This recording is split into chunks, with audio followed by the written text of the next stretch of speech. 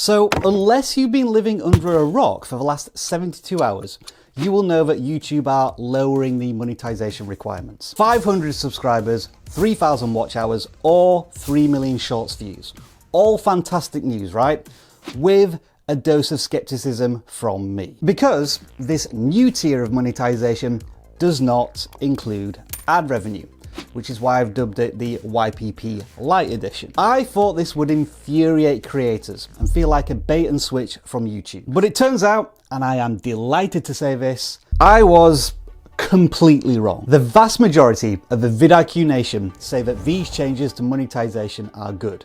More than 80% of you, in fact. And when it comes to YouTube announcements, this is the complete opposite of what we would usually expect, if anybody can think back to abbreviated subcounts and removing the dislike button. And when it comes to the personal opinions and thoughts of the individual creator, all of this feels even more encouraging. At the very least, it feels like a new sense of motivation for creators who've been on the platform for years and been struggling towards the old requirements: 1,000 subscribers, 4,000 watch hours, and 10 million YouTube Shorts views. For every single creator on the platform, it is a fresh, new, more attainable goal. And given the seemingly self-implosion of Twitch, this is perfect timing.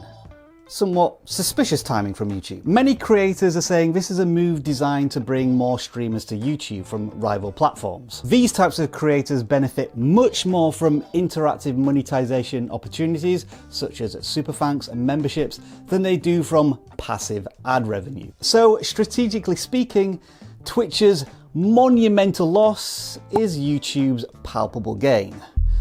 Well played, YouTube. Well played. We see what you did there. But yeah, let's get back to that sizable elephant in the room. No ad revenue at this new monetization level. Will it come as a surprise to creators when they're accepted into the YouTube Partner Program and they cannot flick a switch on their content to make dollars from views? That remains to be seen. And it does raise a question again of a partial monetization scheme. The idea behind this is that your content would be monetized, but you wouldn't get your usual ad revenue cut. For example, on long form content, you as a creator get 55% of the ad revenue cut, but as an introductory offer, you could get, say, 25%. This is a particularly interesting approach, given that YouTube now will monetize videos on creators' content when they are not in the YouTube Partner Program. And some creators do suspect that YouTube may monetize the content on those channels in the lower tier of YPP before the creators can start to enjoy the ad revenue themselves. That, of course, remains to be seen. So it was a potential option, but YouTube have decided not to go down that route. Fair enough. So with this new YPP tier, you can't monetize your content, but you can monetize your audience.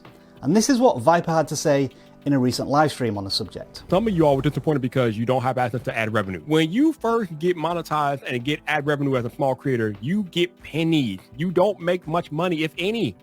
So the announcement that came out yesterday, giving you all access to fan funding, is much more important and will make you much more money than any ad revenue will make at your size channel if you're 1,000 subscribers or less, or even 10,000 subscribers to left. You can catch Viper on the weekly Tube Talk podcast, link in the description just below the like button. Now I, and some of the comments, don't 100% agree with Viper. Should you be monetizing your audience at such an early stage in your YouTube journey? Have you had time to build up trust, credibility, really get a strong bond that persuades your audience to part with money for your benefit? I think it comes down to opinions and experience at this point, because I've never tried to monetize a channel of under 1,000 subscribers. But here's where Viper and I 100% agree with how you should treat your audience, monetization or not. If you want people to start funding you, it's just like growing a YouTube channel. Provide value.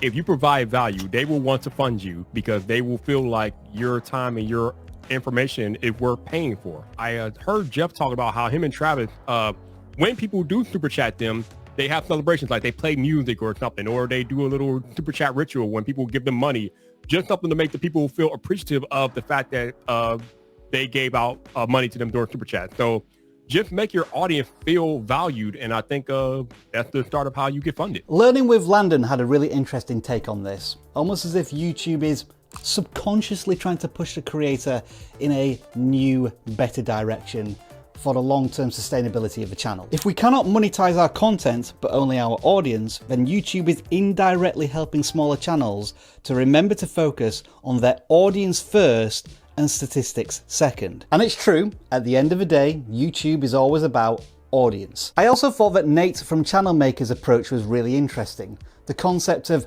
championing the small creator. The big unfair advantage I see smaller channels having here is the small channel appeal. Because what YouTube has done is they've made it easier for you to tell your audience, hey, I'm a small channel. Thank you so much for watching this content. And if you want a way to say thank you to me, if you just wouldn't mind sending me a super thanks, that would be huge for me. Because what this is leading into is a massive advantage if you create a tribe earlier on with your audience. The point I am seeing here is there's going to be a shift more towards audience first and super fans, so to speak, first channels that start off that way versus views-centric channels. And that's what most small creators want, right?